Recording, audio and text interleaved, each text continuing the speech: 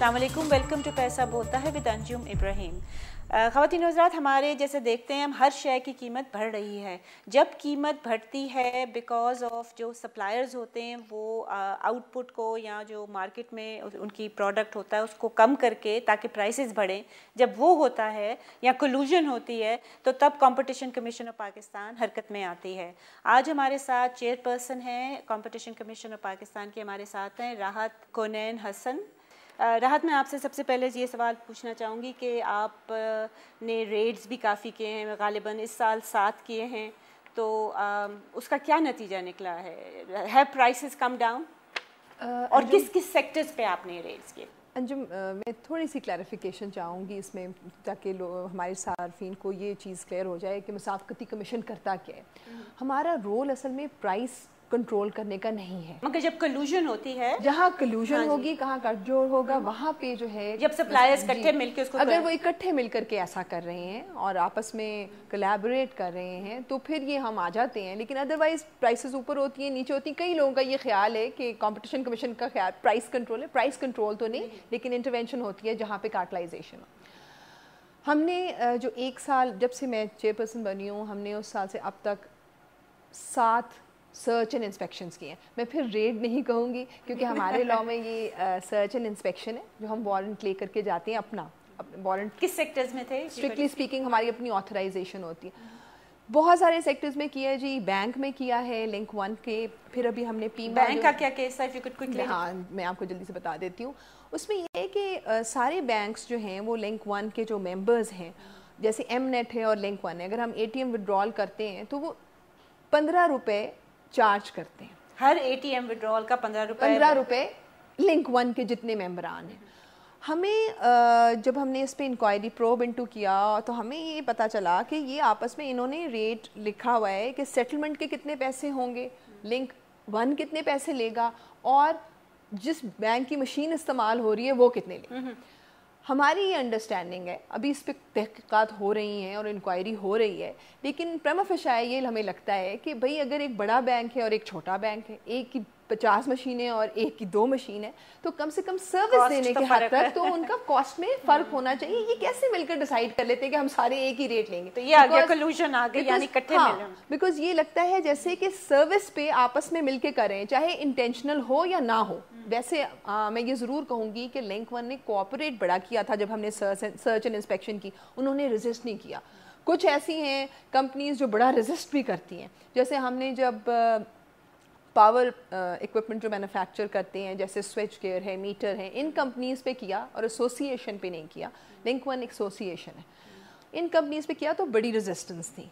ठीक है, इनके कोई ट्रेड था, ग्रुप था कोई? जी, इनकी पाकिस्तान इलेक्ट्रॉनिक मैन्युफैक्चरर्स एसोसिएशन थी। पहले हम एसोसिएशन पे गए, एसोसिएशन पे हमें एड्रेस का कोई कन्फ्यूजन हुई, कुछ चीज़ें मिली। उस चीज़ से ये उन एविडेंस जो हमने उस ऑफिस से रिकवर की उससे कुछ कंपनीज़ उसमें ज़्यादा एविडेंट नज़र आई। फिर हमने सोचा कि हम एसोसिएशन तक रिस्ट्रिक्ट नहीं करते, अब हम कंपनीज़ पे भी जाके देखते हैं, क्योंकि हमारे पास ऐसी शवाहिद थे कि हम जा सकते थे। वहाँ गए तो 7-8 घंटे लग गए और उनको समझाने में, उसमें रेजिस्टेंस हुई, सब कुछ हुआ, लेकिन and is always one should look at the end. And ये हुआ कि हमें उधर से सब्सटैंटिव सबूत मिले और उन सबूत और शवाहिदात के उसमें रूह में हमने जब उसको एग्जामिन किया और इंक्वायरी अब कंप्लीट की है तो अराउंड हमने 20-22 कंपनीज़ को शो कॉज इशू किए हैं। तो वो भी प्रोसीडिंग्स पेंडिंग है, उसमें से कुछ कोर्ट में भी चली गई हैं और स्टे भी आ गए हैं। तीसरा कौन सा आपका मेजर ग्रुप था? सर्च एंड इंस्पेक्शंस हमने की, हमने वनस्पति घी केस में की, एसोसिएशन में वहाँ पे की थी हमने। उससे पहले व्हाट अबाउट शुगर? इस साल शुगर इस साल पे नहीं थी। शुगर तो हमने पहले की थी, सीमेंट भी पहले की थी। इस साल हमने इसमें किया है ना वनस्पति घी को, जो एडिबल घी को किया, पोल्ट्री एसोसिएशन को किया, इनको फाइन लगाया, उनके ऑर्डर्स भी हो गए। जो एडिबल घी का है उनकी तो इंक्वायरी कंप्लीट होके, शो कॉज होके, हेयरिंग देके ऑर्डर्स हो गए। उसी तरह फिर हमने पोल्ट्री में किया 50 मिलियन। आप ये देखेंगे ये हर सेक्टर में कार्टलाइजेशन नासूर की तरह फैला हुआ है। Why in this?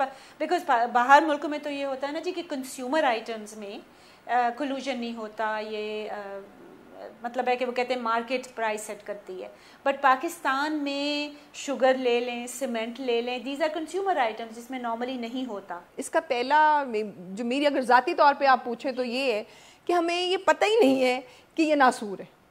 یہ ہمارے یہاں ایک جنرل پریکٹس ہے.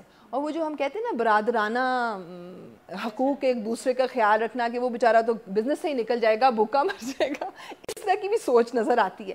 لیکن حقیقتی طور پہ آئی تھنک حقیقتاً اگر آپ دیکھیں تو ہم کمپٹیشن سے گھبراتے ہیں, کیونکہ جب آپ کمپٹیشن کرتے ہیں نا, کمپٹیشن میں کیا ہوتا ہے, سروائیول آف دا فٹسٹ ہوتا ہے نا. آپ کو انوویشن لانی پڑتی ہے, آپ کو بہتر سے بہتر کارکردگی کرنی پڑتی ہے. اس میں یہ ہے کہ کاروبار اپنے کمفرٹ زون میں ہے, آپ کے پروفٹس ہائر ہوتے جائیں گے, سروس امپروو نہیں ہوگی یا گڈس کی کوالٹی امپروو نہیں ہوگی, پیسے آپ منافع بنا لیں گے, محنت کم ہوگی, تو نقصان سارا برڈن جو ہے پھر عام صارفین کے اوپر چلا جائے گا.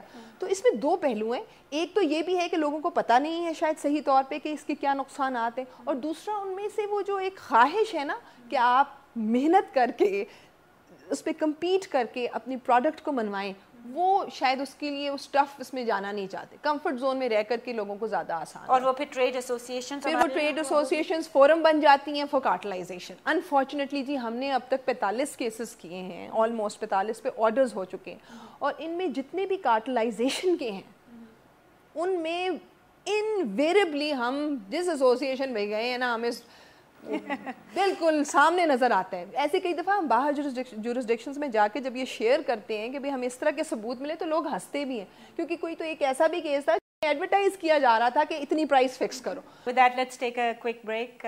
Don't go away.